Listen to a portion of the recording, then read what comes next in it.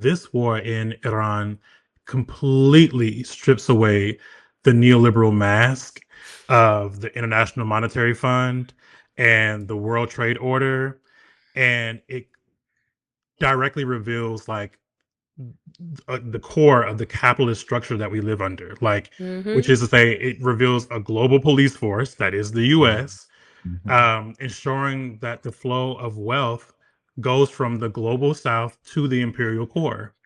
That is the entire purpose of this. And I think people have to be clear about that reality because it's inescapable now. Y'all already know what time it is. I got the black V-neck on.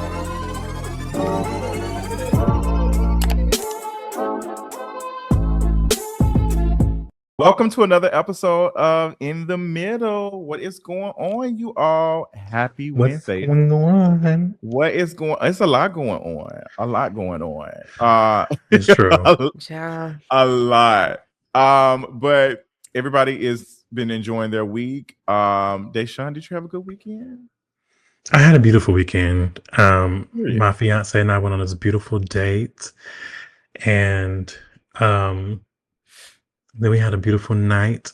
I had a nightcap with Flav.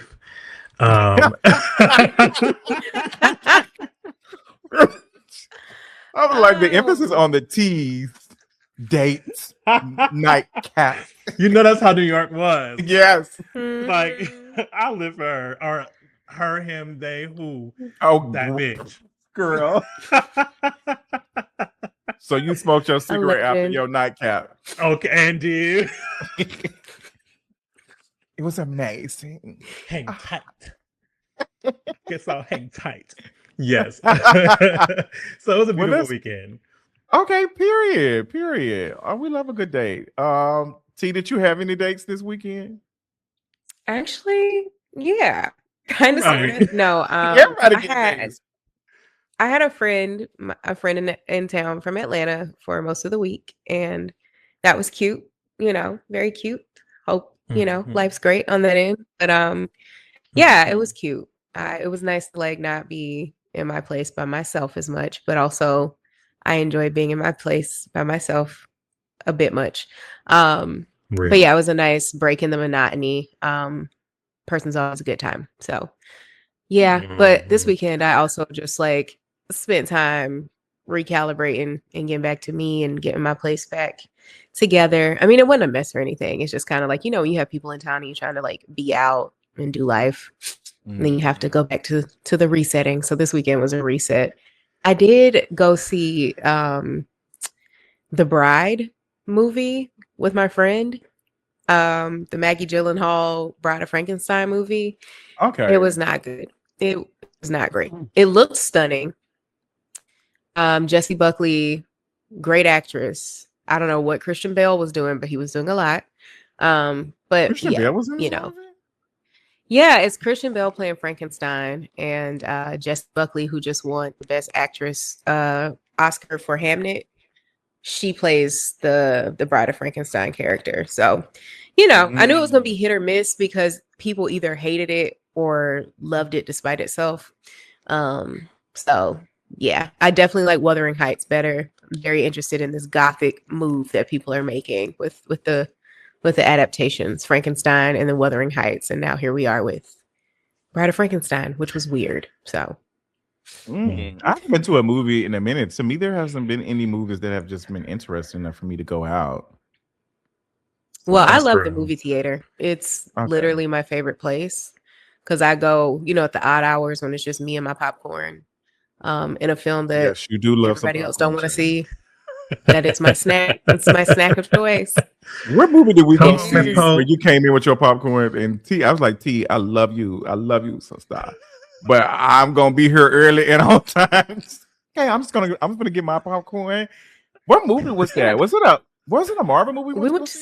We went to see Spider-Verse the last time. we Every time did. I'm with you, I feel like we go to a Marvel movie or a nerdy movie, We but do. the last time I saw one with you, I'm pretty sure it was the Spider-Verse. Oh yeah, I think we all went to the movies. All three of us went to the movies one time to see what was that? Wasn't that Moonlight? I don't think it was No, Moonlight. we went to see Moonlight with Morehouse people. Yeah, I did. That was when That you was back in the that was day. back when you was wearing bow ties and suits and shit. Bitch, not too much. When Moonlight came out, I Moonlight was was like no, that was like winter I'm of fucking- 2016. I'm fucking with Justin them. just trying to be funny. I don't know. I don't know what It was look some like blackity black recently. shit. It was some blackity black shit. Was I've it seen a multiple Jordan movies Peele with film? Justin. I think it was something. Was it Did no? you see Us? It I wasn't saw Nope. Nope by myself. I was in Minnesota for that. Was I it watched us? Nope on the I watched Nope on the iPad. Well, we know you don't go to movies that often, child. It's But I probably want to every. start going again, honestly. I actually really do want to start going again. But only to Okay. It's iPad. my favorite thing. Yeah, I it have is the mine. iPic just closed. Or for Damn. they hit the bankruptcy foreclosure, and I remember the Atlanta one being on the list of ones closing. So sorry to Oh, you. well, I guess I won't be going there. Damn. So But I got I'll watch it on the I do the iPad. Regal. I do the Regal monthly. It's like $23 a month, and I can go see unlimited movies. And there's a slight upcharge if I want to see it in IMAX or Okay. something. But yeah, Yeah. I enjoy had that. the AMC Free one. I had the ads. AMC stubs, and I gave her the chop a couple of months ago. I said, "Bitch, ain't nothing coming out that I want to see, so you won't be getting no $24 from me." You gotta go.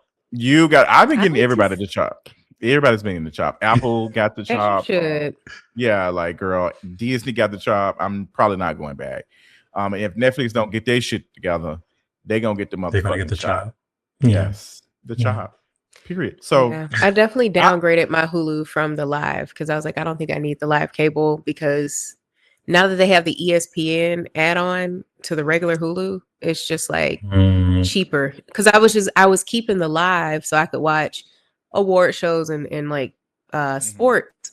But if I you just forgot get you the are a straight man. ESPN, You do like to watch sports. And yeah, stuff. exactly. I'm deeply Oh, into you sports.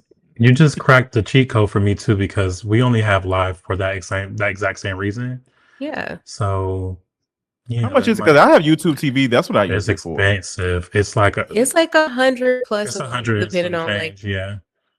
yeah. Damn, YouTube TV is like $70 for me, $70, $80. But if you get just the regular like Hulu Unlimited without ads, then that's like 30 something dollars.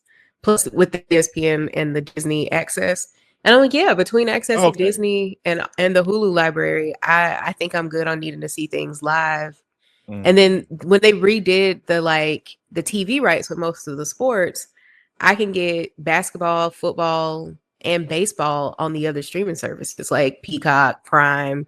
They have games everywhere now. So it's kind of like, yeah. Do they be shady it's about you very sharing your weird. login? 'Cause I will say the YouTube TV is not. I have a couple of friends that have access to my YouTube TV. They're not shady about sharing your login. However, they are shady about location. Yes. Oh, they don't. YouTube Yeah. TV doesn't give a fuck about any of that. They don't give a fuck. Because I have YouTube friends. got real money. Yeah, Right. They be arguing with Disney every fucking year about rights to ESPN. Every fucking year, it'd be like 2 or 3 days where it's like, bitch, we not fucking with y'all. But yes, I did not have no dates with somebody I'm humping, but I did go out Saturday and Sunday. I met up with my friend JT's. His birthday was this past week, and oh, happy belated! I didn't know that. Yeah, we went to Warner Robins, and we went to the sushi restaurant. It was really nice. JT, shout out to him. With Warner Robins? I did. That's my boy. Cloud of Mercy. That's my boy. Yeah. Yes. Beautiful. And I ain't getting no coochie. So like, I love friends. I love that. But I had a good time with my friend JT. We hung out for a second, and I brought my ass back home and watched my aquarium. And then yesterday I met up. I met up with Mark. And we had dinner at Marcel. We had some steak, and that was so fucking delicious. I love a fucking cheese. I love it at steak. Yeah, me too. And when it's all buttery. Oh, I got my shit medium rare. I get my medium, Same. but I got this dry aged lollipop ribeye. And you just licking. That added an enhancement. It was the crab Oscar. Oh, with a black. She really want to be a white girl. She really want to be a white girl. I had Oscar with a black truffle butter. Okay, Let that me should tell be you, busting. that was the most tender ass steak I ever had. As you should. Little Alley is good. Little Alley, The alley is good. Marcel is good, and I want to go to Expensive. Wagyu House It's good. soon. Wagyu House is cute. I've never been there before. Wagyu House is cute, and Nobu is right across the street from Little Alley. So Yeah. I'm good on Nobu, but I love that for you. Nobu. No, girl. Next thing you know, these niggas gonna be saying STK, and y'all know I do not fuck with STK, child. Isn't it closed? Me. I hope don't know so. what that is. I mean, STK has been closed for like forever. It used to be in Atlantic Station across from the Publix. That's also No, it's Oh. one. It's one in Midtown. The niggas love that one. They wait till their birthday to go out of town. Yeah, Atlantic Station don't see me, so I wouldn't know. But No, that no, one, no. the I'm kids trying be to there though. Place the other one. Yeah, I'm It's trying a to couple place. of them in. It's a couple of them left in Atlanta, but the one in Atlantic Okay. Station has been gone. The Atlantic Station is just it's a kids place. yeah, Like, it's for kids and tourists. Honestly, Yeah, nobody's I going. mean, it's I'm not always going. been that, but like, No, But it's- at least at one point in time, when I was going to Atlanta Station, it was like it was a vibe. Like people. how Yeah. and we were the kids. That was Well, you're right. I was no kid. Maybe y'all we was. we were but baby shout- adults. But shout out to the Atlanta Station in 2015 because that's where I had my first meet and greet. Mhm. In that restaurant. I can't think of the name of it. That's when I made the decision to move to Atlanta. Shout out to all the people who came to me for that event, that quick little dinner. Damn, that was 10 years ago. Oh my gosh, that was around this time. It's 11 Is that the years same ago. one where you had the Real Housewives watch party? Oh no, that was That was in my apartment. yes, Yeah, yes, I remember yes. that. Clubhouse, but I did a meet and greet when I came to Atlanta. And I wanted to see, like, hey girl, I'm gonna be here, bitch. I think 30 to 50 people showed up. Period. It was so fucking random. It was so random. And that's when I took this picture with this girl and her son. And people, I sent this shit to my mama. My mom was like, this is what I want. Like everybody thought that this was my wife and this is my son. I'm like, this woman has a whole And not this is what I want. Yes, I'm like, oh girl, what the hell? But it was a cute picture. It was given the trade. I had a short haircut. I had no polo shirt because I was straight from Memphis. We love polo. I had the Mhm. horses on my motherfucking on my chest, and I was just Okay. smiling. You don't like the trade version of me? Mm-mm. Well, I actually got to meet the Trey version of you. Well, The first time I yes. met you. And You yes, did. I was When like, you was wearing bow ties. I would jump his bones. I was not wearing no. I'm not- Girl, I'm not finna- Oh my I'm not god. entertaining you. The We're Deacon not- Day era. What a time. What I mean, time? yeah, baby adulthood. It had its moments. But Atlanta was different then. But the Deacon Day Day era would not have been a no queer hump Wednesday, and that's where Period. Justin was hosting. So I was. Me and Adrian hosted that in Mhm. I want to say 16 or something. 2016, I I think. Yeah. didn't see you though. I didn't see you. Girl, yes, you did. We met. You literally shook my hand. You was out there sagging your pants. I said, I was sagging my girl, pants. pants sagging. You ain't had no hair at that point. I said, girl, who is that? I just had his own Girl. That was you. It was Jordan. Jordan, Charles, and a few other folks from Ramon who were part of Yes. the Safe Space. Mhm. Damn, we've been through a lot. Yes, Take us literally. through there. Oh yeah. Back that- to memory lane. I know y'all ain't here for that, but girl, this is what it's giving. Right. We had to reminisce real quick, We okay? had to Yeah. reminisce before we get into all the other motherfucking shit. But what did you all think about Sinners taking home a couple of awards and the conversation? Michael B. Jordan did get his little Oscar last night. How do we feel about that? Are we moving? Are we tapping our foot? I'm tapping my foot over here. Yeah. Okay, I mean, another win for Black excellence and Black folks. I love that. My foot So- stopped tapping. yeah. I mean, they won all the awards. So, like, for folks who don't know, as I named before, with the way that I love the movies, I'm a cinephile. And so, like, the Oscars are kind of my Super Bowl. And every year I get really good at predicting the awards, and I predicted them across the board. So, yeah, Sinners won everything that I knew they would, which is to say the things that the Academy was going to let them win. Ooh. Well, I'm just saying, like, I feel like the way that this awards race was set up from the jump, like, long before Oscars season really got underway, like everybody thought Hamnet was going to be the movie because the book, spectacular cult following, stellar cast with Paul Mescal and Jesse Buckley.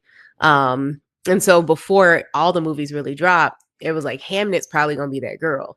Then Sinners came out last April and like took the world by storm and, bust open the box office. The movie was spectacular, crowning achievement. So it was like, okay, she's going to be the one. And then everybody also knew that like this was a Paul Thomas Anderson year. He's one of Hollywood's favorite and most, accomplished white men directors. But he hadn't really let people know too much about what One Battle After Another was going to be about. And so when it came out and that was a sensation, then it was like, okay, yeah, so it's going to be Sinners in One Battle versus everybody. And so, yeah, I felt like with Best Supporting Actress going to Amy Madigan, for her role as Aunt Gladys in Weapons, like film bros loved Weapons. I hated it. Didn't think it was a good movie. Same. She was the only good thing about Weapons. And so they gave her the award over Wumi and Tiana.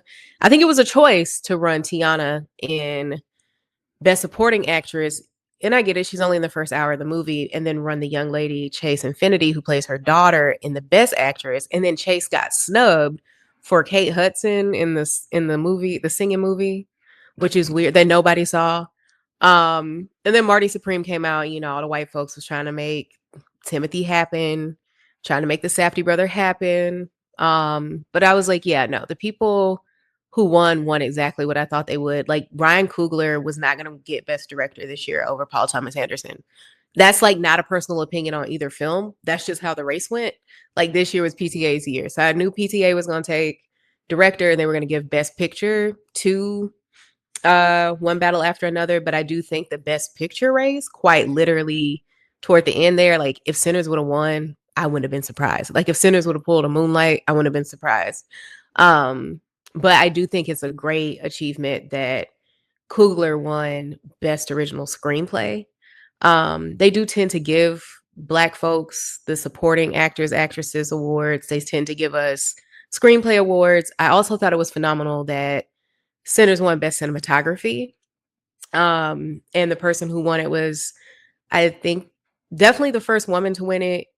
And I'm pretty sure the first Black person or non-white person to win that award or something, but she was definitely the first woman to win it. So I thought that was like really, really cool as well. I think she was the first Black woman. She is the first Black woman. Yeah. And I know like, and again, I wasn't surprised that Frankenstein got a lot of the technical awards because whether you like Frankenstein or not, the movie looked stunning. The makeup, the costumes, the hair. I had a joke. I was like, Sinners had sickening set design and costumes and hair and stuff, but they don't like to give Black folks shit when we dress like Negroes. You know what I'm saying? Like, they don't. When we put on our Wakanda gear, then we can be in the race for that. So we can be extraordinary. Nothing about the Oscars wins surprised me. I would have loved to see Wumi or Tiana win over Amy Madigan, especially given like that award went to Zoe Saldana last year and Davon Joy Randolph the year before that. Danielle Brooks had been nominated for that award. Ariana DeBose has won that award recently. So it's been like a streak of Angela Bassett. Yeah, like it's been a streak of non-whites winning that award. And I was like, okay, we're gonna give it to they gave it to an older actress. So I guess that was their DEI. Yeah, exactly. It's like we're not gonna give it to a non-white, but we'll give it to the old white lady. And okay. Yeah. So I was not a fan of Weapons like that. I didn't like it. I hated that movie. I saw it with Sharonda in New Orleans. And me and Sharonda are like kindred about horror. Like that's our shared bond. And we try to see a horror movie every time we're in the same city together. And so Weapons came out when we were in New Orleans last year. And at the end of it, as soon as the credits rolled, Sharonda went, wow, I hated that. And I was like, me too. We didn't say shit about the movie in the car back to the hotel. It was hilarious. Like it was so bad. We were just silent. What did you think about how they did it? Like I feel like I'm seeing so many movies do this where they're trying to keep they're fighting for our attention and us not grabbing our phones and stuff. I don't need you doing all this extra shit for me. I just don't. I don't. Like I hated the different perspectives because I felt like I This didn't is not need the police Crash. perspective. I didn't need the police perspective. I think it would have pissed me off less if they would have given Aunt Gladys her own bit of time to cook. But I felt like she was clearly the star of the movie and we didn't get enough of her or her lore. And I get like that as a plot technique, especially in horror, not to give too much away. Mhm. But then you also like end up with disasters like The Black Phone 2, which shouldn't have been made. That movie didn't need a sequel. And then they tried I to did give not go see us that. a backstory to the killer in that movie. And the second one was a hot mess. It was too long of a movie. It just didn't need one. So yeah, like horror in Did you like the first Hollywood. one? I love the first Black Phone. I did too. I did. It was one of my favorites. Okay. So yeah, that is basically the same thoughts for weapons. I wasn't the biggest fan of Miss Gladys. She did what she did. Yeah. Wasn't the what was the guy? Wasn't he in a relationship with a white man? What you talking about? When it was one part where Oh, they let yeah, her the ass in. Asian I said, yeah, you principal. interracial. Yeah, You with got his white husband. Yeah, y'all white asses, because you really want to be a white girl too. That's why y'all. That was That's what y'all motherfuckers No, ass get.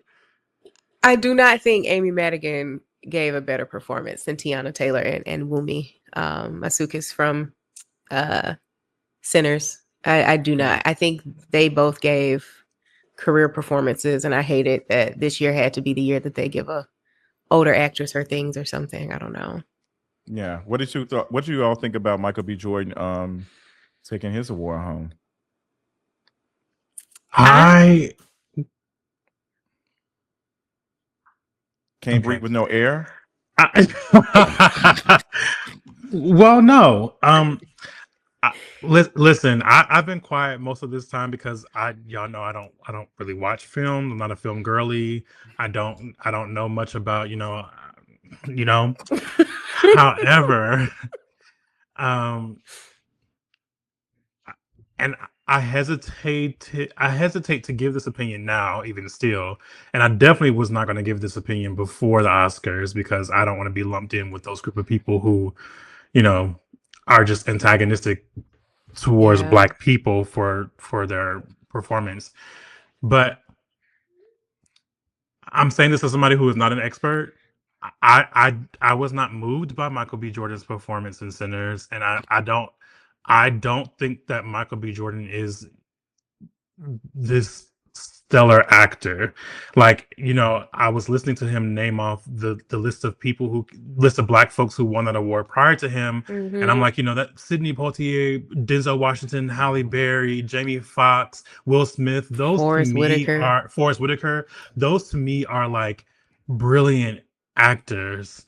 And when I think about them, I don't think about Michael B. Jordan. However, I think that speaks to the times and like where we are right now in terms of acting, film, etc. And if anybody was going to win, I was happy that it was him. Like I think that he deserved to win amongst the people who he was in the category with, and I was very grateful that he won over Timothy Charm Bracelet.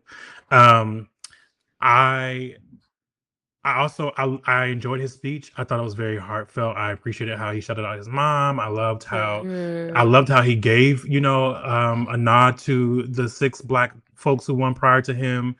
And I appreciated his like commitment to being better and growing as an artist, because he is an artist. And I do think that he employed some really, really cool like acting techniques throughout the filming of Sinners. Like I saw Wumi's interview with I'm gonna say Karen Clark Sheard with Kelly Clarkson, where she talked about like him using different size shoes to play Smoke versus Stack, and like that whole thing I thought that was cool. I really love hearing about how actors get into like their character and like embody what it means to be that character and do whatever they have to be able to perform. So I appreciate that. I will also say, and to wrap this up, um, I love that Ryan Coogler won what he did, and I love that Sinners walked away with some trophies, and they've had a stellar award season. I think, I don't know, but Mhm. I will also say that as brilliant of a director as I think Ryan Coogler is, I felt that the end of Sinners was rushed.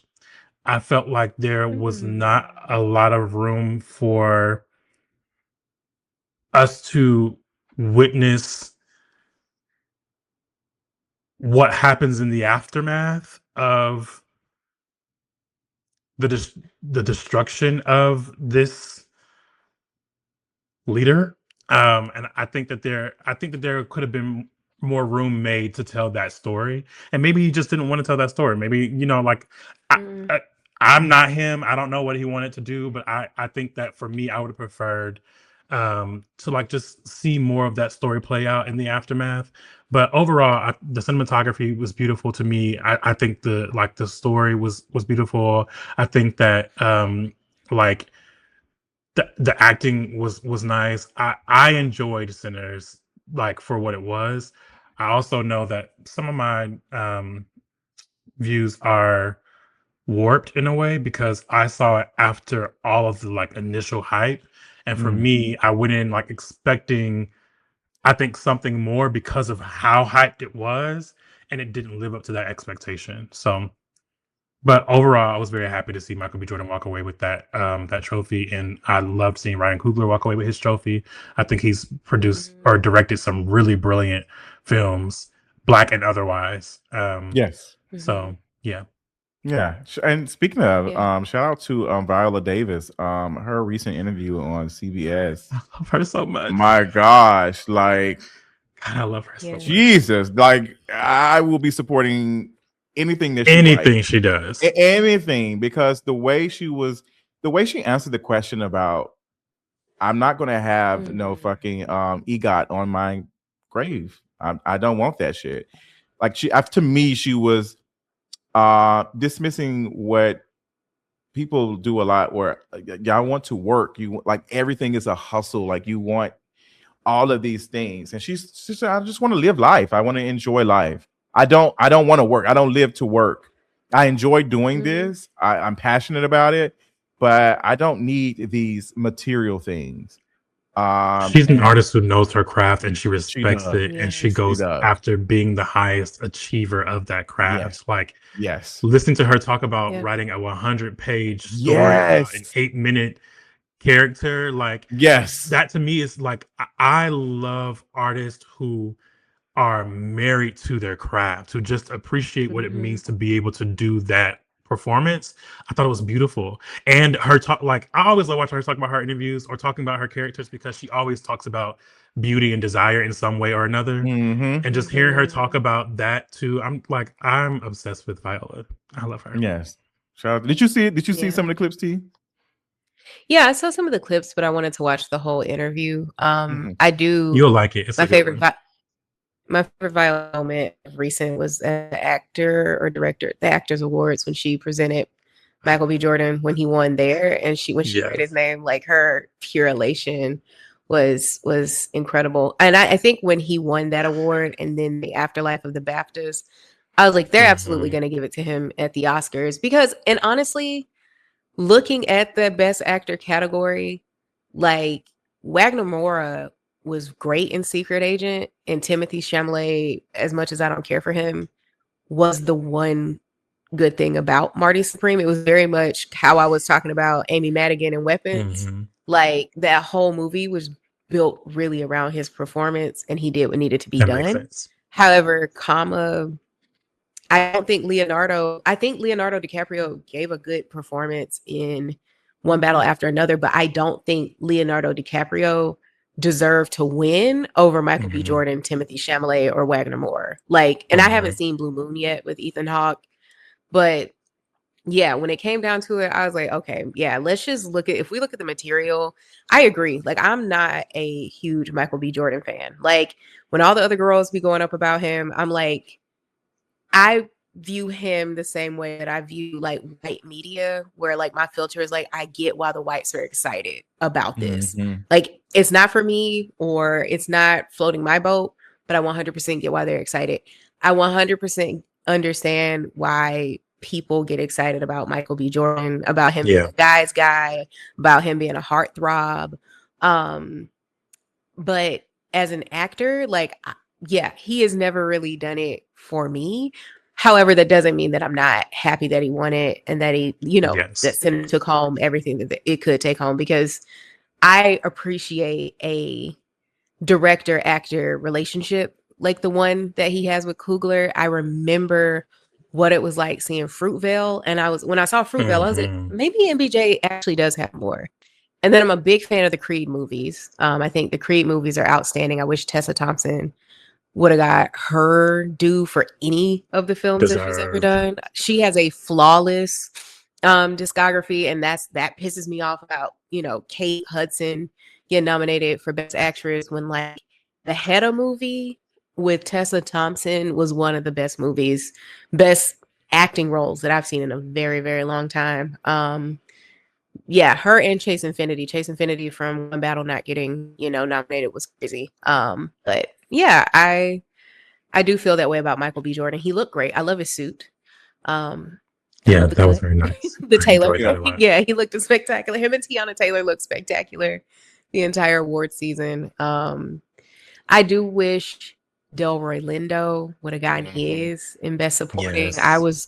I think of everybody running in the Oscars this year, I was rooting the most for Delroy. I've Same. loved him for a long time. I hate to see Sean Penn win when Benicio del Toro, Delroy Lindo, Stellan Skarsgård, and Jacob Elordi just gave outstanding performances in their respective movies. And for them to give it to Sean Penn was a real, I just want this man to have it. And he wasn't even there. He had a fucking picture of his ass. But Delroy did not fucking clap. Like, no, he didn't. And No, he didn't. I mean, I think that's what, like, I will say, watching the film, I was most moved by his performance and by Miles' performance. Yes. Like, when I watched him, I was like, these feel like authentic Southern characters that I know in real life. Like, I was so moved by their performances. So I definitely agree. I think that Delroy deserved it. And I also, like, I would have loved to have seen When We Walk Away with something. I thought that, like, her performance was also really beautiful and soft. And without her performance, like, I think she was definitely needed. Her character, everything. Yeah, like she did a great job with that. Miles not getting nominated for anything at the Oscars, outrageous to me, really moved me wrong in the same way that Chase Infinity, she didn't get her nomination for One Battle After Another. Like, when they decided not to run Tiana as Best Actress and run her head up against Wumi in supporting, I thought that was a choice. But when you look at that film, in the same way that, like, all I really remember about Sinners was Miles's performance, what I really remember about One Battle were Regina and Tiana. But like, for that to have been Chase and Miles, for that to have been their breakout roles, like, I just feel like young, brilliant, white, and biracial, actors or whatever typically bisexual would get. Yeah, I don't know. I just feel like the same way that Timothée Chalamet has just constantly been nominated for awards season after award season, like, because he's young, the same with Zendaya, they get their flowers because they're young and doing it. I would have loved to see Miles and Chase Infinity having got more as the young Black actors in the space. Yeah, I think Miles definitely they're the faces of the biggest movies of the year, and he played the fuck out of that role. It was just so brilliantly done, and his performance at the awards was great. At the awards was very nice. Yes, I did watch that. That was very nice. And I will also say that I think this is going to sound shady. I really don't mean to be shady. I promise. I'm glad that Tiana is, like, getting her flowers as well. I love this, like, complete 180 that she's doing of like she's been everywhere. She looks beautiful. She looks stunning. Tiana is not that strong of an actress either. So I love the fact that she, like, was nominated for this role, I was like, go off, girl. Like, I live for that. And I would have loved to have seen her walk away because this was her first nomination, I think. Yeah, for an Oscar. Yeah. For an Oscar, yeah. I would have loved to have seen her walk away with something because I think that like she has really like built she's a mogul to me. Like Tiana is just a mogul, but I do hope to see her with some better performances Yeah. going forward. Yeah, and some better I characters. agree. I think you should, if you haven't seen One Battle After Another yet, this role will change your mind about Tiana Taylor as an actress. In the Okay. same way that I think people in their heads think that Smoke and Stack changed our mind about Michael B. Jordan as an actor. Michael B. Jordan is not a terrible actor. He's just like not my favorite. And I Yes, do think exactly. Sinners is the role that he took it the furthest, arguably since he did Fruitvale. He's pretty good in Creed, but when he was put like up against, when he's put in scenes with other actors, he usually gets swallowed out.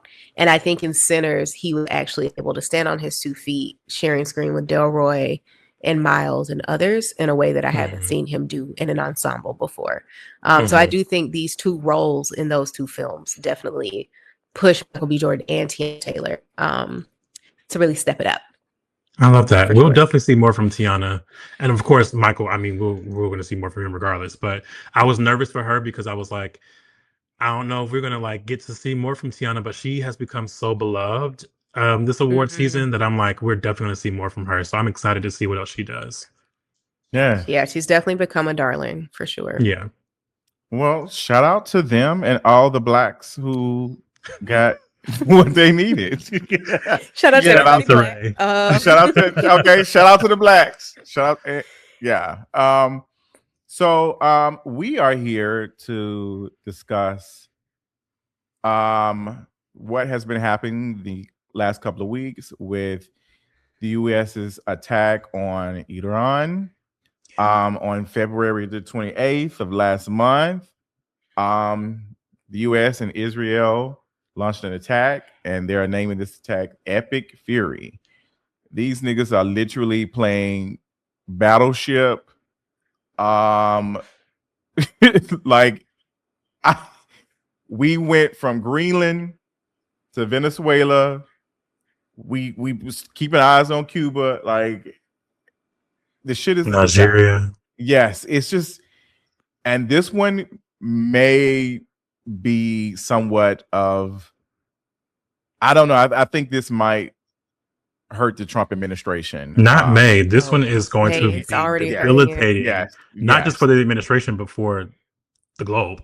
yes, Right. Yeah. Like, yeah. For all of Because us. because there was conversation. There's been conversation for the longest about what would happen if Iran was to ever, like, no, you niggas would not be going through the Strait of Hormuz. Like, you niggas would not.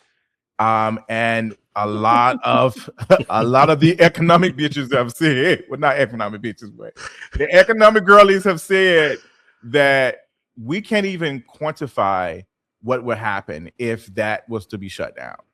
Like, they can't quantify. So we are week 3, and now the Trump administration is asking for help from the U.S. allies. Like, hey, I need y'all got a couple of ships, and they're not going to give it. They're not, because they don't have maybe money and arms to waste. Yeah, Japan said maybe. Italy said, "Girl, I don't know about that one." Like, the girls are saying, "You started this shit. You started this shit, and you need to get out." So there's been some reports that Trump has asked the Pentagon top officials that, why can't we win this? And they told him that, bitch, if we do, we're going to get a ship blown up. And we're seeing the Trump administration right now trying to silence some of the report. The New York Times and The Guardian recently reported that there was the U.S. that their strike did kill 160 or 100 or 80 girls at a school, which Trump said that that was Iran's. There was Iran's missile, and they do not have that missile that destroyed and killed, murdered almost 200 girls in a school. So yeah. T, I'm going to jump to you. What are your immediate thoughts about this attack and what is going on? Yeah, I am just sitting and watching, kind of in awe, in shock, at not shock, but awe, at the audacity of empire still moving the way that it always does. Um, I think that it is important to name that there have been at least 1,440 people killed and 18,000 plus injured since the attacks began on February 28th. That is always, casualty numbers, injury numbers are always an estimate. Deaths are always an estimate. So that is compounded with the hundreds of thousands that have been slaughtered in Gaza, in Yemen, in Palestine in general, not just Gaza, but Palestine, in Lebanon, since October 7th. And of course, I will always, when we're talking about these matters, remind people that October 7th definitely was a flashpoint, but it is not the start of this. I invite our audience to do rabbit hole deep digging on the YouTubes and the books and the essay spaces about the 1973 Yom Kippur War, where Israel attacked its Arab neighbors, and the OPEC oil producing nations cut the oil supply, and it made the price of oil plummet. And Americans in the 70s, like our parents and grandparents, definitely remember this. There were lines at the gas stations. Gas was outrageous. We're talking $5+ a gallon. So we're, and those of us who lived through war on terror remember the sort of economic instability. But what this is doing at a time of global geopolitical instability, especially on the front of global energy, what signing the world up for endless war, while at the same time facing worsening climate catastrophe, while also being run by fascists who want to expand, oil drilling and dirty energy production, and also like not believing in climate change. You know what I'm saying? It's a lot happening at the same time. And that makes this a bit unprecedented.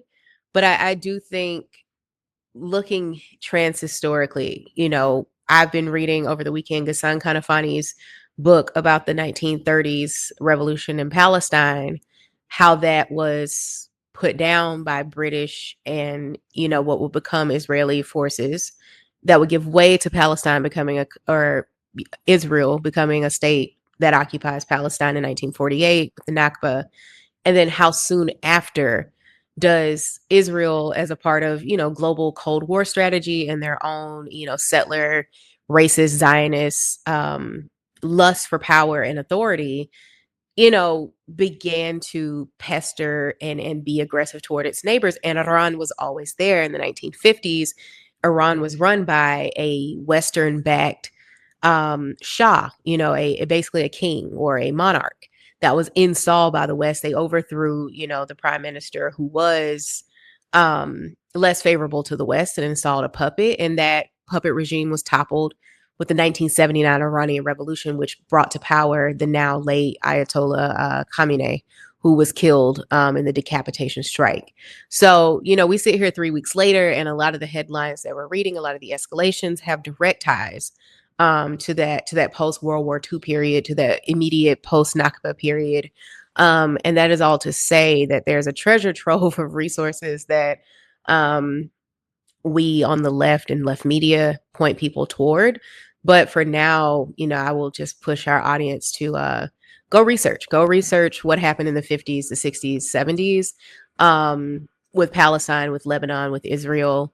Even the Israeli occupation of Lebanon in the 1980s that was broken up in 2000, right? And the way that land grabs happened. Like, in 67, this is when Israel takes the Sinai Peninsula and gives in the land that would become Gaza.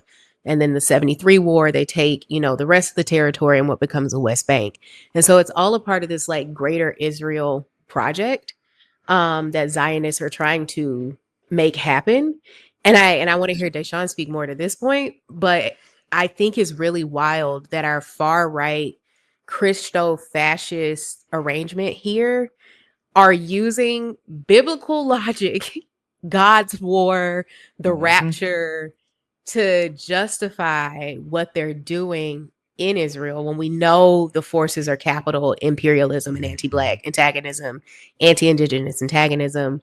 But they're dressing it up as God's will. And there's something so profoundly colonial, white supremacist, and violent about that.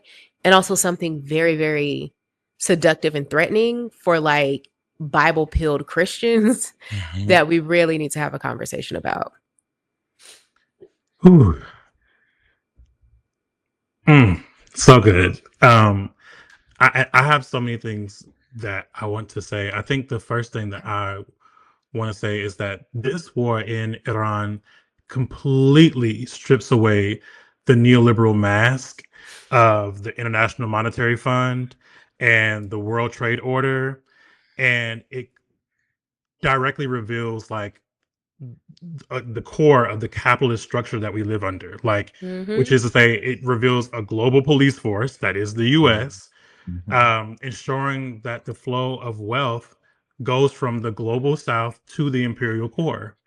That is the entire purpose of this, and I think people have to be clear about that reality because it's inescapable now. Like T just named, this now puts us in a perpetual war, right? Trump has effectively, he claims that the war was over within the first hour, right? He claims that, but he also says that he won't pull the U.S. military out to ensure that the job is done. But what he has effectively done is, he's done away with any possibility of quote unquote diplomacy, which we know has always meant US or Western supremacy, right? Which means that he guaranteed a perpetual state of war with Iran. And that is a completely destabilizing position, not only for the US, but for the entire globe, right?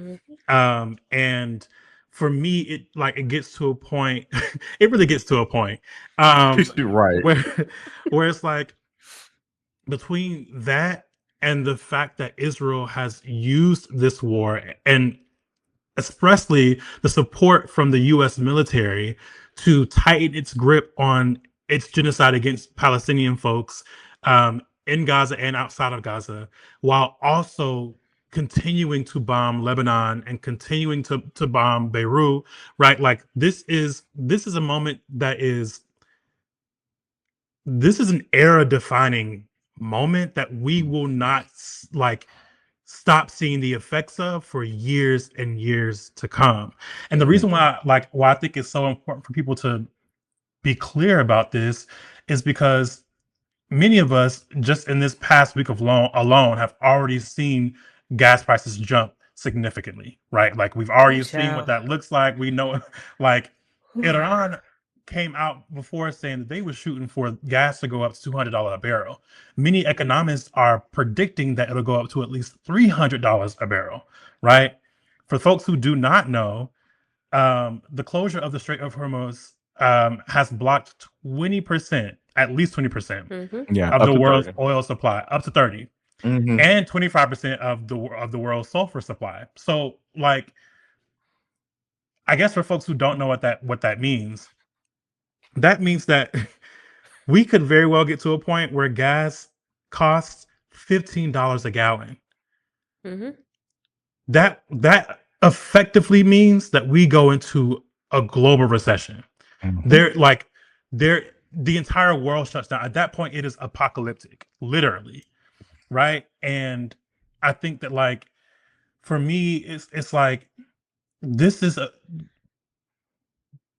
it's so important for us to acknowledge where we are in this moment, because if we're not clear and if we're not honest about it, it will it'll quickly pass us by. And what I mean by that Mm-hmm. is that we will never actually be able to fully acknowledge what's happening until it's already done. Yeah. But Trump has already proven his willingness to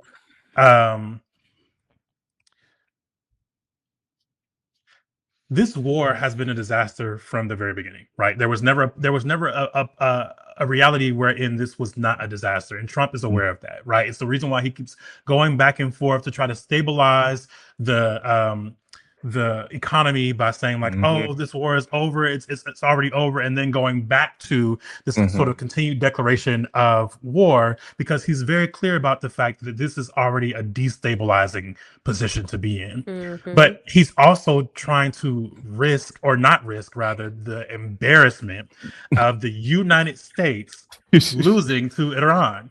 So, but the reality is that there's no way for Trump to pull out of this war and not lose to Iran, because he either completely, if he's not going to wipe out Iran as it is, because we're already clear that there's no regime change happening, right? Yeah. The Iranian people have already named, baby, we behind him.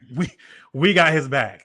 So there is No matter how many regime change motherfuckers y'all put on the Khamenei is, goddamn news. yeah, Okay. the Ayatollah's son has taken over as supreme has leader taken over, after you've killed his father, his wife, and most of his family, auntie, cousin, and them, like daughters. Yeah. Like, it's They say- time to riggedy row. there's no regime change happening here, boo. They said the This people, is y'all need to go it. get y'all need to figure this out. Literally. But- we have, and we finna blow y'all off to motherfuckers. So No, the it's whole just point Western is, like, hubris. literally. So like the point is that, like, because there's no regime change happening here, there's no puppet being propped up in this point, Trump has to then either get his ass handed to him in the very same ways that Bush did with Iraq, right? Like, or Iraq, or or he pulls out and they come to some sort of like diplomatic like conclusion. But the reality is that either way, what they prove is that Iran can say, we know how to effectively shut down the global market, or we have went to war with the US empire and we still exist, right? Mm-hmm. Like, and either solution shows that the US is weakening, right? That Yes. there's less power that this empire has now than it once held. And that doesn't go over well for folks who buy into US empire. Like, that whole idea just doesn't work. But we already know that Trump is willing to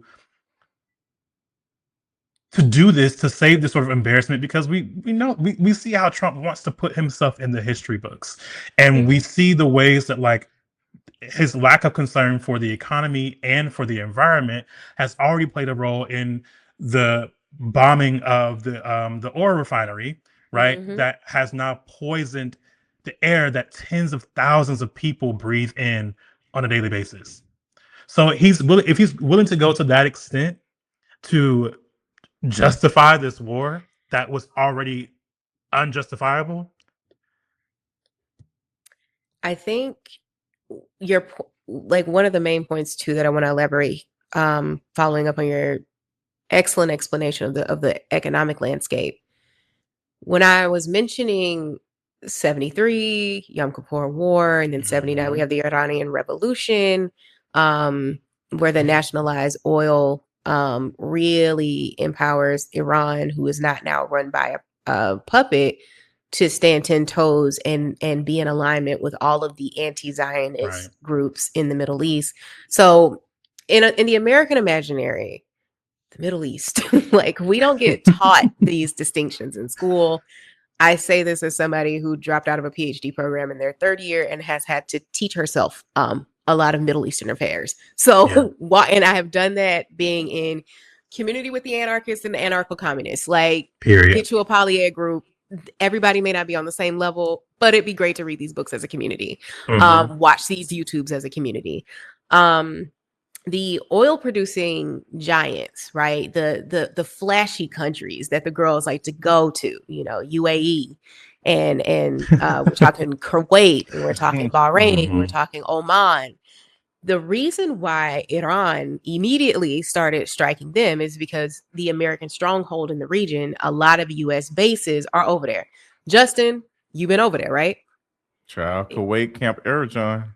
Exactly. So Iran was like, all right, so we may not shoot your oil resources down here in the Gulf US where we don't need our skies to look like what the other countries have been looking like. But if I wake up in the Right. morning and the Gulf Coast looks like Tehran, that's just what my country did for us. You know what I'm saying? Like it just Mhm. is what it is. I could very well wake up in the morning and it's raining fire because the refineries are down the street.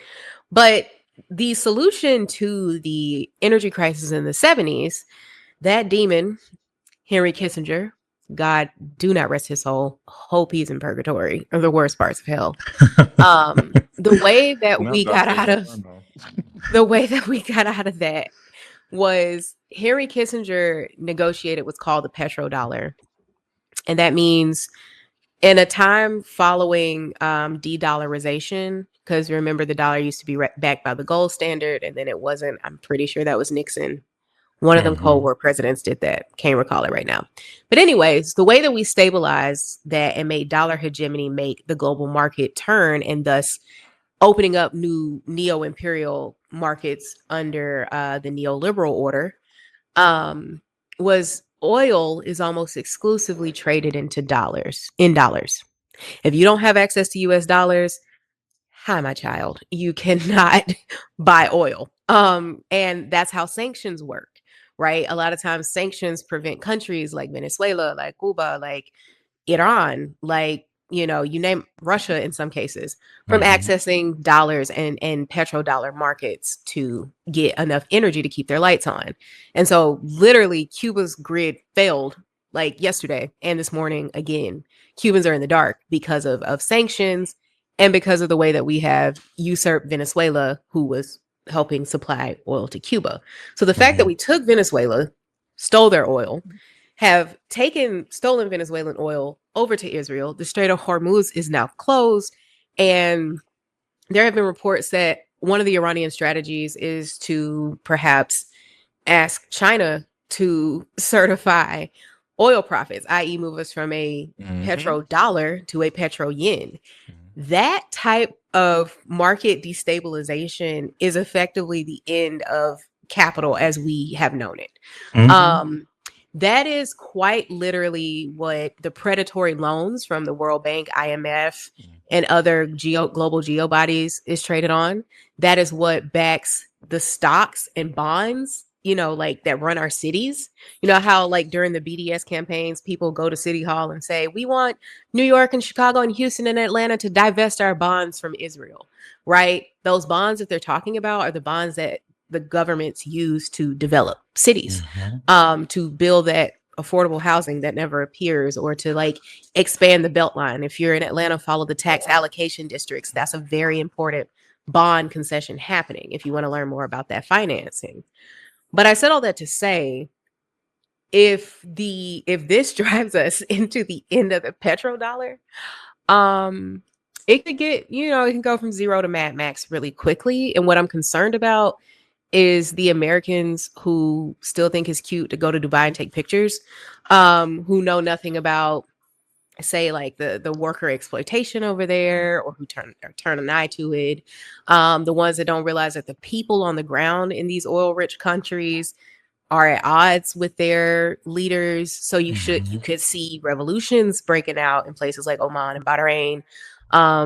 You could see crises for this global imperial workforce, right? These countries import all of their labor, like from parts of South Asia, parts of Africa, right? Like disrupting the flow, whether it be tourists, you know, I know y'all done seen on TikTok and the internet, like these influencers getting stuck in Dubai and they can't fly out. The Zionist melting down at Ben And they Gurion can't record Airport shit. because they can't get out of You can't Israel. take a picture of shit, man. Like we in America, like are not ready for quote unquote third world conditions. Like I live in Mhm. Houston. Whenever there's a hurricane, like the grid goes down. We're about to move into hurricane season. We're about to move into Mhm. peak travel season. Price of oil is unstable. flow of oil is unstable. We don't know if the dollar is solid. I need for us to like wrap our head around how high the stakes are given these changes, because we're facing like a bottom falling out the way that the Great Recession did, except it's not going to happen over like a 10-year period with like the height Right. being sort of in the middle, and then they just bail out the banks. Like it's not going to be this simple, because we don't have the right people at the head, and because this is Israel's war, and actually Israel Right. don't give a fuck about none of us, including Not Trump one and them, damn. which is No. why Trump has literally, the MAGA establishment has lost their biggest far right pundits. Like obviously I don't agree with none of the Nazis, but in terms of analysis, they have a better understanding of the geopolitical implications, and why them choosing, MAGA choosing to do endless war over America first in their minds Mhm. spells death for their constituency in a way that I don't see liberals being that honest. And I have a problem with that, because your liberal politicians and pundits are trying to keep it cool, trying to say why things won't work, trying to say that we'll come out on the other side, and we still have to support Israel, and Iran has always been a problem, and they're still trying to trash the regime, when at the end of the day, just like the tariffs, just like everything else that we've been hit with, we are going to be the ones starving when the Strait of Hormuz doesn't allow for fertilizers to move, Yeah. when food can't flow, when there's no energy to travel, to eat, to ship, when gas When is too damn medicine is high to go to 15 work. times higher than Yeah. it currently is. Yeah, we're not ready for black markets.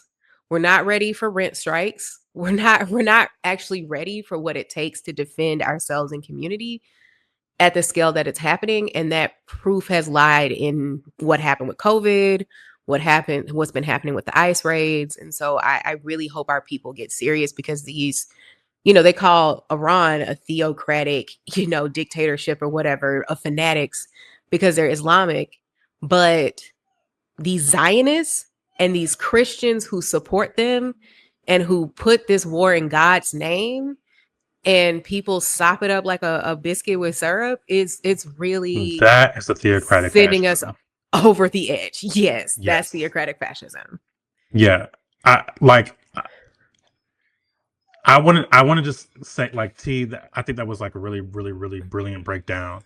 And I want to add that, like, in a neoliberal framing, the neoliberal somewhat sees this war as quote unquote unique, right? Because unlike the Nixon shock of the 70s, or the creation of the World Trade Organization in 95, this war alienates so-called allies or allied nations. And right now, these like, to our earlier point, these allied nations are like, baby, you was out there on that playground bullying these folks, and we never said we was gonna come to your aid, because that one right there, we was not trying to bully, because that one, like, we were his mama the teacher, like that, like that's what it's giving. Like South Korea was like, my boats, girl, no, girl, No. we're not doing no, not my boat. that. No. And like, because of that, it threatens like this huge dent, like you're talking about, in the global economic order. And so, like, I think if folks walk away with nothing else from this, I hope that they are clear that at one point it was believed that economic interests would prevent war in a neoliberal mind.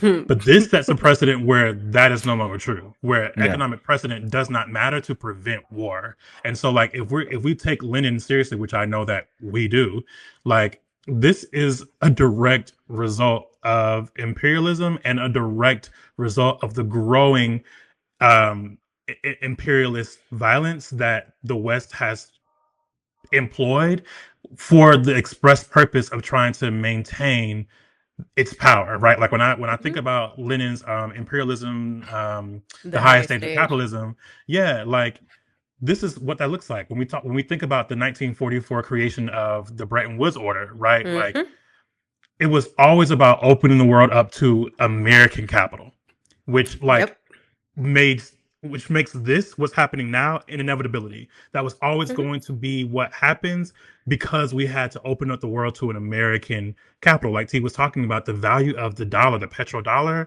That's what this comes down to, right? Like in a Marxist analysis. And so, like, Lenin teaches us that this is what the decline of hegemony looks like. This is what it looks like for the leading imperialist power to attempt to hold on to a little bit more power for as long as they can by using military force. And the value of the dollar in the global market becomes increasingly devalued in moments like this. But I also think it's important to name that, like, from an Afro-pessimist analysis and from an Afro-pessimist stance, like, the creation of the IMF, the creation of the World Bank, the creation of all of these, like, global economic structures and systems was always created to ensure that the Middle Passage exists in perpetuity, right? It keeps turning. Yeah. It keeps turning. It was created with the express intent to make sure that, you know, black and black-end nations that have this sort of raw material or that have this sort of, like, these resources that the West is always going after, exist in perpetual cycles of debt, and therefore are always at the center and have to remain in service to and in ownership of the Western world. Like, that's what this looks like, and that's why this is happening. So I just want folks to be clear that, you know, we're here in this predicament because of the way that the West and the US in particular has been designed to keep those anti-black wheels turning. And the world order, like, it serves really as, like, I would say it serves as a ledger for the profit obtained from a continued war on blackness. That's what gratuitous violence looks like. That's what we mean when we say gratuitous violence, and that's why we're experiencing what we are. Yeah, the white over black arrangement for sure. Yeah, so the to y'all points earlier about T's point about losing the MAGA base. Yeah, Seth Rogen, who is the #1 podcast. Joe Rogan. Yeah, well, Joe, I don't know why I want to call him Seth. I'll be doing the same thing. Because Seth is a good guy. Yes, Seth is the anti-Zionist. Well, but yeah, Joe Rogan has sort of. So is Joe, the anti-Semite. Well, so yeah, even Joe Rogan has been like, why the fuck are we at war, and why is it having something to do with Israel? Like, Israel is just, the stock for you all is starting to diminish. It's been doing it for a minute. The girls are not fucking with it. And you're seeing the MAGA base struggle to defend this. And this is not one of those taco situations where Trump always chickens out. He's trying to your point earlier about the times where he would say, "Oh, we're done." He would say that before the markets close. Right. And when the markets are closed, it's like, "Oh, girl, we're still doing this shit. We beating their ass. We beating their we beating bell to ass." And Hormuz is like, "Oh, well, we're close. We're still close." Like, you still can't get through, boo. You're not getting inside. You're not getting inside, to the point that they're trying to suppress the New York Times, the Guardian, from reporting on the attacks that have happened on some of these boats. Some of the things that we've been seeing, like, is it that bad? We're not seeing in America, where we think that there is no state media, there is no the media is for us. We're not seeing everything that is being reported, everything that is happening. We are losing this war. That we did not want to call a war at first, because in the beginning they didn't want to say it was a war. It was an operation. It was an operation, girl. Epic Fury. And we got funny videos coming from the White House of niggas playing GTA and all this propaganda shit. We're getting our ass handed to us. And now you have the biggest billboard on the street of every one of y'all's corner, on the corner of every one of our streets, where we're seeing gas prices go up. And that's affecting all of us. You're going to have, most of us are going to have to get some gas. Even if you go to the grocery store, you're going to see changes. Like T said earlier, the fertilizer, all these things coming in through there, through this strait. Yeah. We're fucked. So there's been conversation. I don't know if you all knew about Anthropic. Yeah, the AI. Yes. Mhm. So Mhm. Anthropic over there, like, bitch, I don't know about this. Like, Not with my software. So not the with bombs, my stuff. Not with not my, what I was No, going thank for. you. not No, like we thank wanted you. y'all to do a little stuff because this attack that happened was using AI. It was using Yep. Anthropic. So if we're using AI to determine targets, and it's destroying a school of 200 girls, that looks bad for Anthropic's bottom line. It looks bad Yeah. for the people who work for Anthropic that are not fucking with it. But this is what happens when you want a government contract. Yeah. You want to. What do you think? What do you think? Yeah. So you have Pete. What's his name? Has I hate saying Hexeth. his, Yeah, Pete Hexeth. I hate saying his fucking. It's like some food somewhere I don't want to fucking order, bitch. I don't know what the fuck that is. Whatever that is, I don't want it. He's pissed at Anthropic because they don't want to be used anymore, and the Trump administration is now saying, no, bitch, y'all either you're going to play or you're not going to play. Yeah. You're not going to tell us what we can do with your technology. Mm. That's where we are at now. So when people are joking about AI and like, oh, we're just creating funny mermaid videos, and this is the stuff that we're funding. This is the technology that we're teaching. This is the machine learning that is learning off of us, our data, of our information. We're training this to do that. Mhm. And I need people to understand that. We have companies like Palantir who are Yes. happy to do it. Oracle, Microsoft, Google, and the precedents have been set globally, absolutely set and perfected in the genocide in Gaza and the Mhm. growing, deepening, worsening surveillance fueled attacks in the West Bank. However, we know that the precedent when we talk in anti-Black terms are always slave capture in prison and thinking about gang task force and surveillance. Like, part of the reason why Atlanta's the most surveilled city in the world is because the police department found it advantageous, especially in the 90s and 2000s, to build out its intelligence gathering and surveillance infrastructure Mhm. to quote unquote crack down on gang activity.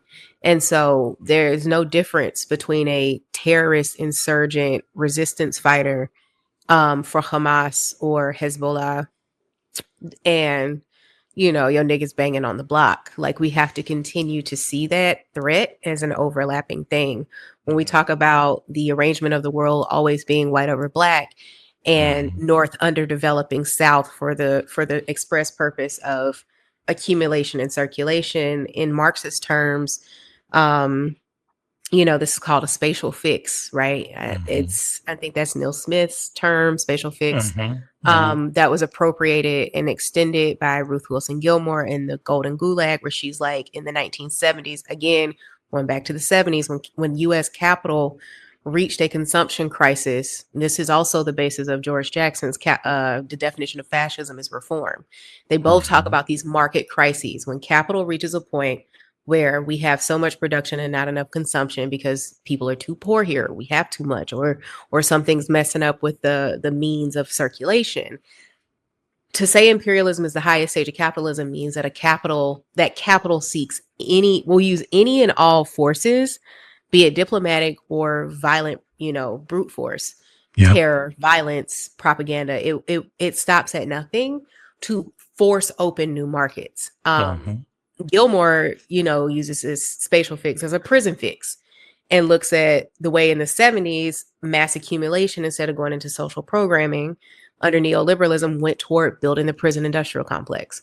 And so now in decades later, that is still the phenomenon. These ICE detention centers, the global migrant detainment systems in Libya, in Australia, in El Salvador, like all over the world, is funded by this. The exploitive slave labor conditions that happen, be they in prisons or over in Middle Eastern countries that are so oil rich that they import all of their labor.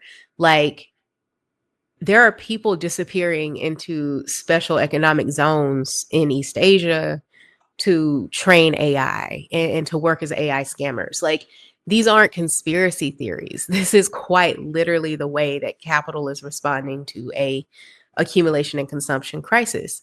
Yeah. And we don't have a say so in that. And so those forces happening at the same time as the dollar going unstable, capital still has to move. We live in a capitalist world. We're not the only nation with those interests. And we're not the only, as this quote unquote war is showing us, we're not the only ones that have invested in arms. I really do see, and people can quote me and peg this here, but before the end of this year, I do think these rounds of escalation, the Ukraine situation over the past few years, and the way Trump acts toward Europe, the US will fall out of favor with NATO.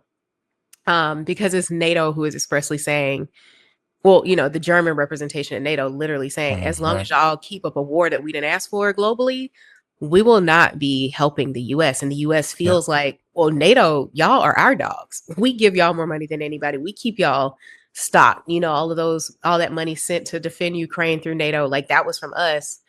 And the US government, Trump and them, believe that they're just supposed to like jump because we say how high. The lights are getting turned off in Europe before they get turned off here, because they've already been in an energy crisis since the start of the situation in Ukraine. So between what's happening in Latin America, what's always happening on the continent, the way shit's shaking out in the Middle East, and the uncertainty facing the US and the Euro-Western bloc, like, nobody's safe right now. And what that fuels should be revolutionary desire on both ends of the political spectrum. So the far right, like Candace Owens, Joe Rogan, Tucker Carlson, Alex Jones, Megyn Kelly, they're teaching their audiences why they have to effectively, Nick Fuentes, right? They're teaching their Marjorie Taylor Greene. Yeah, they are literally teaching their base and their audiences why they need to step away from mainstream US politics, which is fertile ground for a real Nazi party spinoff in the US. Whereas us on the left, we're fighting about, well, it's theocracy and we're fighting about, is it a genocide? And we're fighting about two states, and we're fighting about shit that don't make sense. At the end of the day, our role is to be anti-imperialist. Yeah. Our study should be oriented around anti-imperialism. It is to see anti-imperialism as an anti-Black formation. It is to understand the anti-Indigenous logics of that, the settler hegemony logics of that, and to move accordingly, which is why I keep bringing up the bottom is going to fall out. This is like us telling you that hurricane by Friday will be here. You need to get to hemorrhoids. You know what I'm saying? Oh my God. we gotta get serious. We gotta get ready to like not pay rent. We have to get ready to not be driving cars. We have to get ready to be striking, to be organizing, to be feeding our communities, to be taking care of each other, because the state's ambition is locked in on new markets for capital, as it always is. And like I said, we're living through a pandemic. Like, we came back from quote unquote COVID break to, nobody can afford food. Nobody can afford concerts and leisure. Everything's too damn expensive. And yet we're still consuming. And so, at some point we too have to meet the urgency of the moment and sort of pull ourselves out of this hamster wheel, or we're going to drown with the state. Okay. Is the state already drowned? Well, I think yes. Well, sort of, kind of. I mean, it could definitely get worse. You know what I'm saying? Like, Yeah. I say, like, we hadn't got to like full Octavia Butler's parables, but like this has to have been what happened for those books to start the way that they do. Like, I really do feel like we are in the bottom is falling out, crumbling period, and like we are 5 years or less away from quite literally we're walking on highways because nobody can afford fuel, and so therefore Yeah. nobody drives. We're running out of water. Like that's like It's not apocalyptic. yeah, it's that these are not open, these are open secrets. Like the Guardian and shit are reporting on this. You know what I'm saying? So Yeah. yeah, and it's, you know, I think about the people in prisons and everything. Like we have to get serious. I think about the Prairie Land case. Like we can be locked up for wearing black t-shirts. Like it's time to get serious at this point. And all of Yeah. this is happening in the middle of we're about to be in the midterms and later on this year. And hosting the World Cup. Yes. All of this happening at one time. All of the things, one battle after another. Republicans are kind of shaking right now because they already, I mean, the party in power, you're going to lose some seats, but to this degree, it's not looking great for good. her. It's not looking great. It's not. But a lot of the unfortunate part is that a lot of the liberals believe that that is enough. Yes. Can we talk about that? Because Yeah. the conversation of y'all know we're going there. Mhm. Well, two, we'll get to brunch in a second, but I want to talk about we'll get to brunch. I want to talk about because Deshaun, you've talked about this where you should have never done this. We should have never done. You need to go talk to Congress. And if you listen to some politicians, they would have signed off on this had it been a plan. Had it been done legally. Yes, Yeah. we need a plan how we're going to get in and get out. So it's not about like destroying a region. It's about doing it right. Yeah. And what is right to us?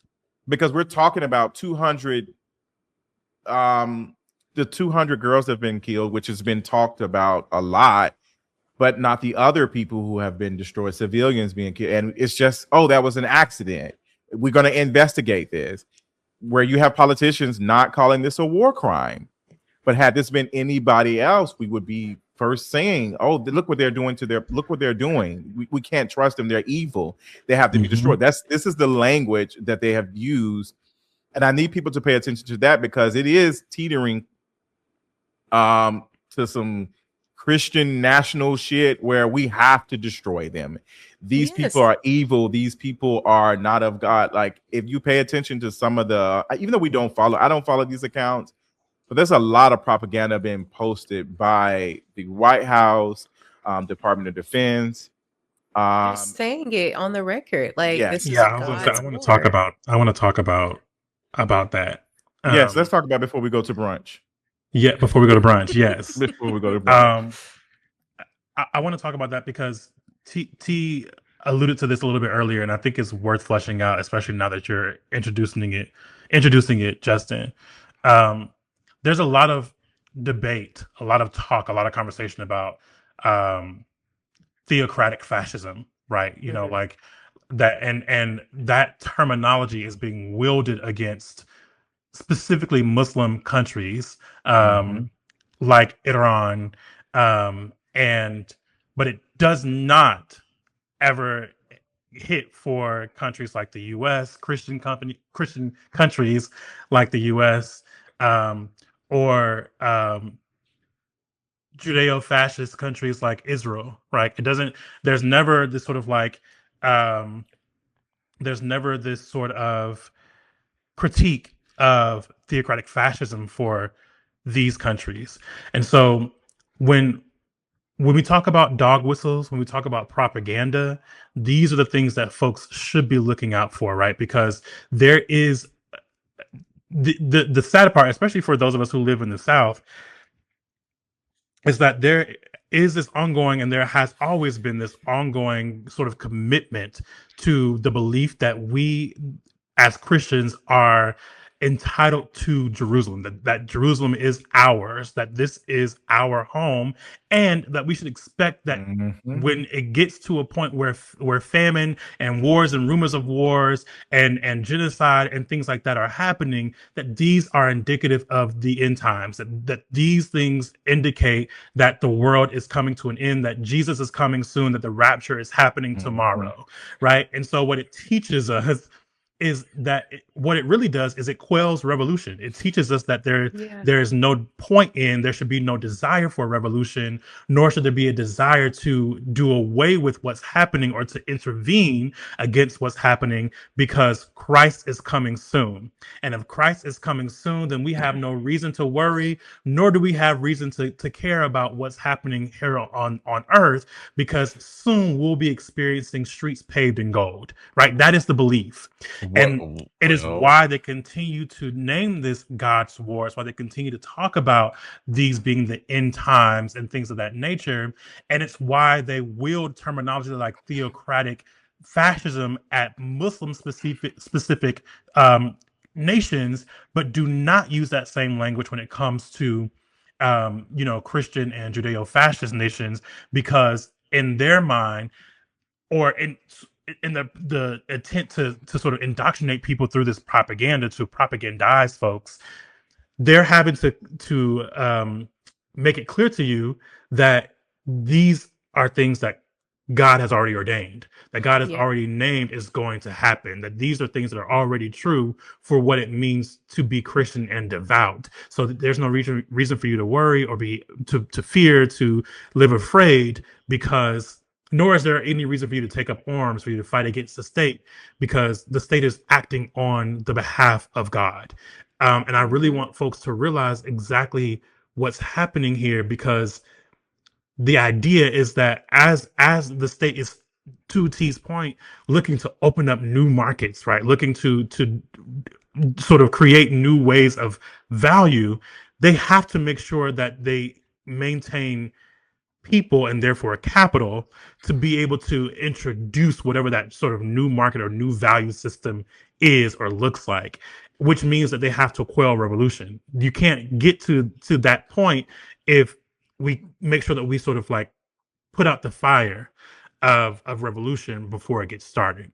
So I really want folks to like be clear about that propaganda, but I also, and the last thing I'll say is, I want folks to be clear about other forms of propaganda that are happening right now too, right? When political pundits, including the liberal ones or the ones who you think are leftists, are making Iran's response appear as irrational, Mhm. you need to know that that is propaganda, right? Mhm. Iran is not just blowing up or bombing irrelevant spaces, right? They're Right. bombing U.S. and Israeli military bases. They're Mhm. not just sending out drones and drone strikes and whatnot to just random places around the world. And when people position it as such, what they're actively trying to do is convince you that what the U.S. is doing is justified, and Mhm. is and Iran's response is not, because they're just blowing up random things. What is also true is that the U.S. is suppressing how many U.S. deaths there have been Mhm. so far in Yep. this war. And they're doing that as a way to convince people that the work that we're doing matters, and that the only casualties that we're experiencing are those who are Iranian, not folks who are from the U.S., to sort of prove that this is not a senseless, useless, violent war, as all war is, so that the public continues to remain on Trump's side, right? So, Yeah. like, I just think that folks should be clear about that. And also, to T's point, please do your research specifically on the 1950s, 1953, with the overthrowing of the democratically elected prime minister in Iran, completely changed everything about what is happening, and it looks exactly like the U.S. relationship with Venezuela. It is the Mhm. exact same thing, And and Cuba. and Cuba, exactly. And if we're not clear about that, the propaganda that we're talking about here, this theocratic fascism propaganda and whatnot it'll indoctrinate you before you ever even realize it. So Yeah. that's my last point. Okay. I appreciate all of that. I wanted to see if y'all reservation was ready for brunch. I want to check y'all in on open table because we would have been at brunch had you If Negroes. Kamala won, yes. If Kamala won, we would And have that's why we got to been. vote in this midterm so that we can make sure we That's can go to brunch. I'm glad that's where I'm going. I'm glad we got a little gas in the car before it becomes $15. Because we need to be at the voting station. Now I want to say, like, I'm not trying to tell people what to do. You do what you need to do, but I need folks to understand what you're actually voting for. That's where I'm at. Because this idea that we would not be here had we voted, which black folks did vote. They Yeah. did support Harris. A lot of people did come out. And Harris, even the people that Harris, the campaign abandoned. And she was leaning right, which gets us to the next point. We just talked about how Congress said, hey, we would have been okay with this had you came to us with a plan. Harris has already said numerous times that Iran was a problem. You She don't said number one that was adversary. the number Yes. one threat. Yeah, number one Yes. threat. Take us there, T. Yeah, it's so funny.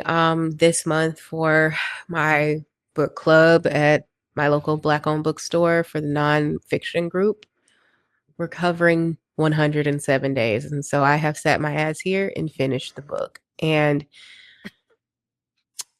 sorry to the people that are going to be in book club this week ahead of time, but I do think it is an instrument of a teachable moment. You know what I'm saying? Like those of us who pay attention to In the Middle, who consume broader left media, just like Justin was saying, you know, they're trying to shut down, you know, the mouthpieces, right? The New York war crimes or New York Times, and the Guardian and all these other outlets that we're supposed to rely on. But those have always been pro-state propaganda. Like if you look at the way that those outlets in particular, Washington Post, Wall Street Journal, all of them have been used to manufacture consent for endless wars in this region and beyond for generations, it comes as no surprise that they are being usurped and repressed.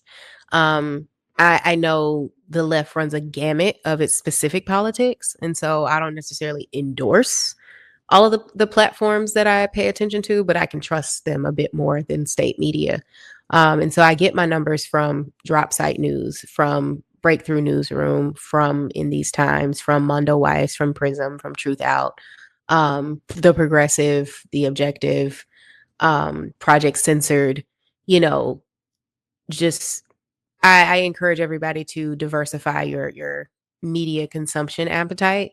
I follow a lot of left media pods on YouTube, like The East is a podcast and Adnan Hussein and Red Nation. And, you know, I try to diversify the things that I pay attention to.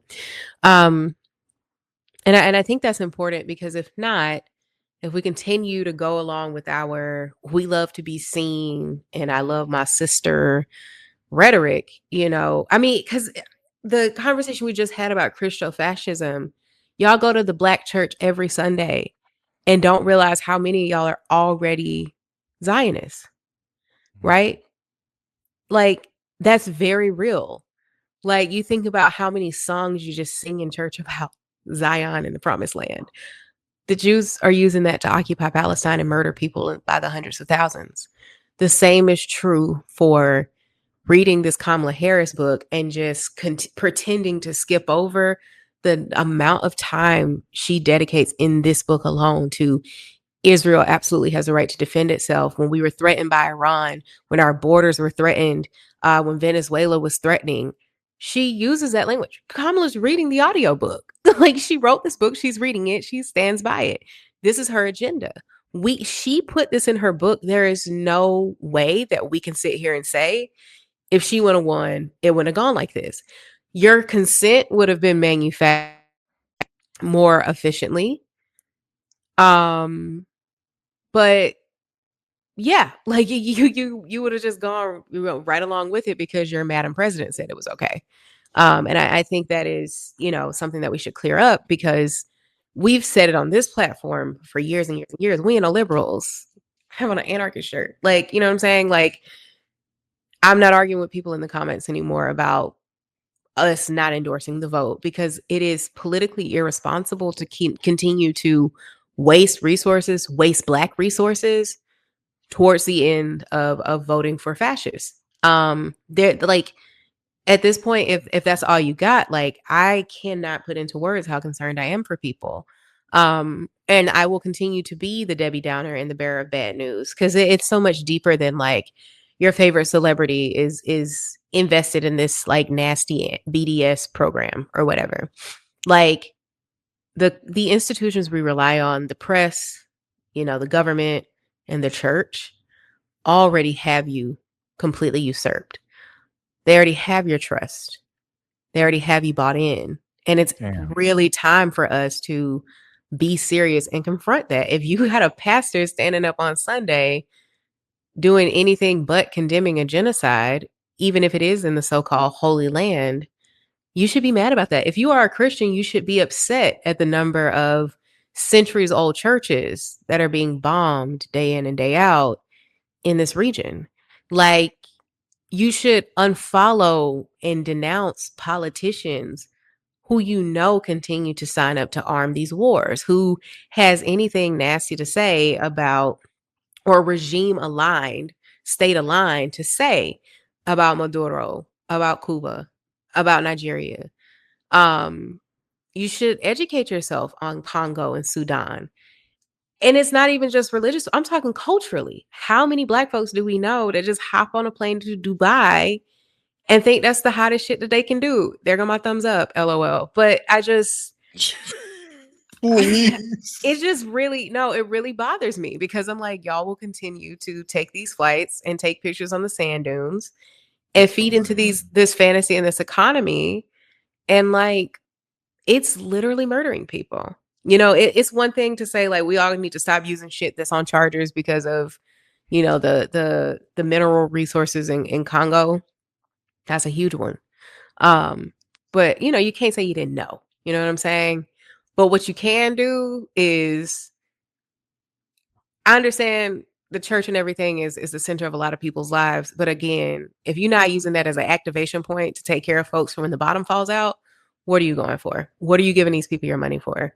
And what is it teaching you from a theological standpoint that has you ready for war and not ready to just be passive and hope, oh, the Lord may come? Like, that's mythology, guys. Like, it's actually time to grow up. It's time to grow up. Like, I can read a book about a feminist retelling of Medusa tomorrow. Cool. And I know Medusa is Greek mythology. It's time to do the same thing with Judeo-Christianity. Like, the jig is up. Jamal Bryant just told us to let the boycott go with Target. That's not. In the sense that, you know what I mean? But that's my passer. Yes. No, I'm glad. I'm really glad that you're bringing up that because I don't think folks understand how easy it is to fall into propaganda. Mhm. It is very easy. I fell into it. That's what got my ass to sign up to be enlisted, amongst other things. And this was during the recession. This was during the 2007, 2008 recession where gas was high. Yes. And it was hard to find jobs. And I was not one of those first fortunate enough to get scholarships to go to school. And that's about to happen now. There's been some conversation about like the draft. And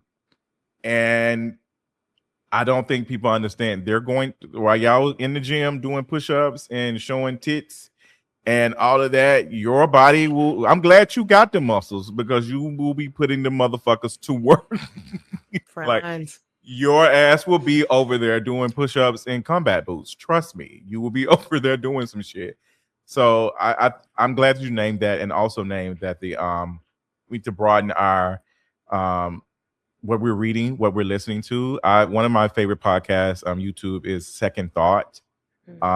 They're left leaning. I consider them on that. They be really on the things, but we're gonna make a list of some of the like the podcasts and stuff that we listen to. I listen to the New York Times every once in a while, but I definitely won't be endorsing them. I'm not endorsing. I don't endorse, but I definitely listen to. I have to have the liberal consensus, so I will go to Ezra Klein and Pod Save America. Just got through listening to him. Derek English, just to understand the liberal perspective. Vox, you know what I'm saying? Yeah, because every once in a while they'll have a guest on there that wakes it up a little bit. And Ezra Klein just had somebody on there I felt like was okay.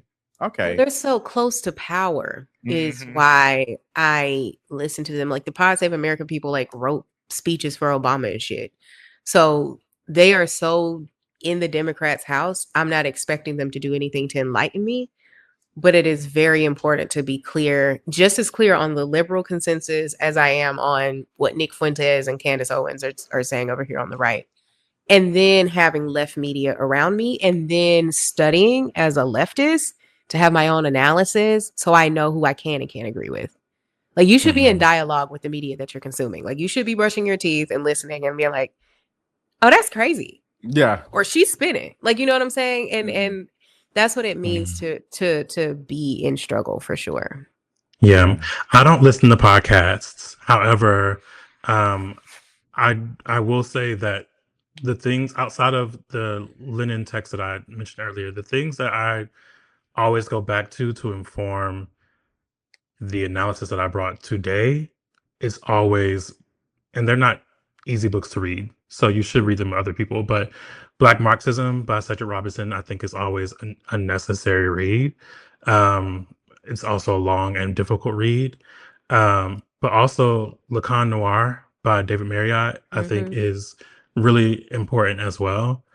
And, you know, I think right now is a moment where, because this is all happening at the same time where literacy rates continue to be on the decline, we have to commit ourselves, I think, more than ever before to really learning how to read and, like Teja's name, how to be in dialogue with all the media that we engage, be it written, audio, visual, whatever, right?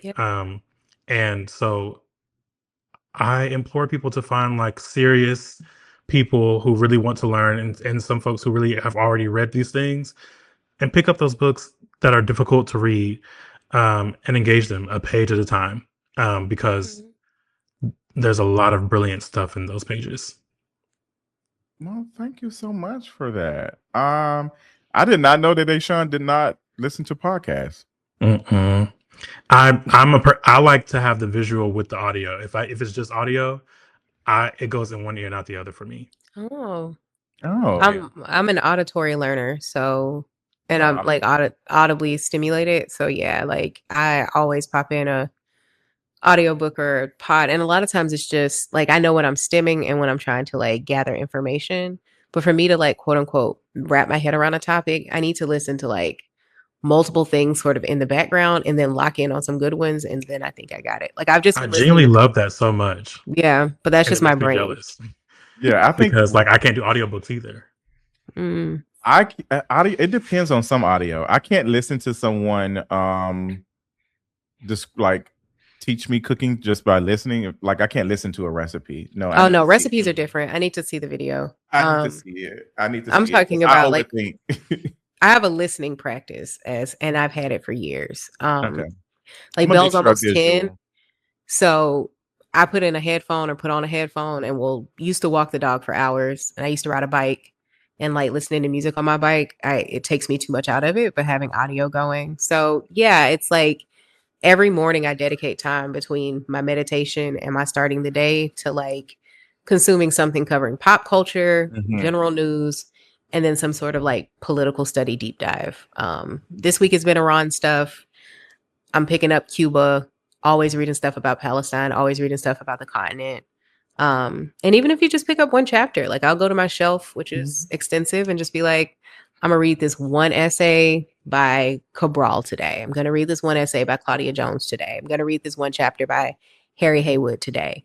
And put that framework in conversation with what's happening right now, because these were people living, organizing, and struggling in the time of the, you know, the interwar period. And I think it's important to really situate ourselves in that, and to understand, like, I love a revolutionary's opinion on struggle. Like I said, I've been reading Ghassan Kanafani's book. He's a Palestinian political figure, and he's writing in the 1960s about the 1936 revolution. So before the Nakba, before Israel settles, like we're talking the time of the Balfour Agreement, and connecting how his revolution has failed with how that revolution has failed. Like, you know, I think those insights are indispensable for sure. Period. I'm gonna have to check some of this stuff out. I'm trying to increase my things, so my books and all that. I'm getting better in buying them and keeping them.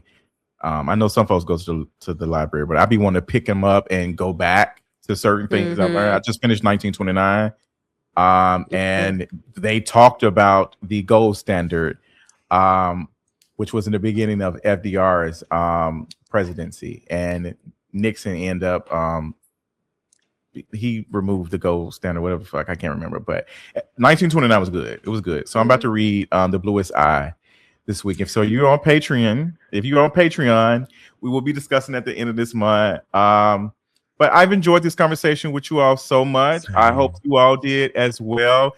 Shout out to all of the people over here who are supporting us at In the Middle. Until next time, we'll talk y'all later. Bye. We're gonna give a thumbs up. She said good night, big one.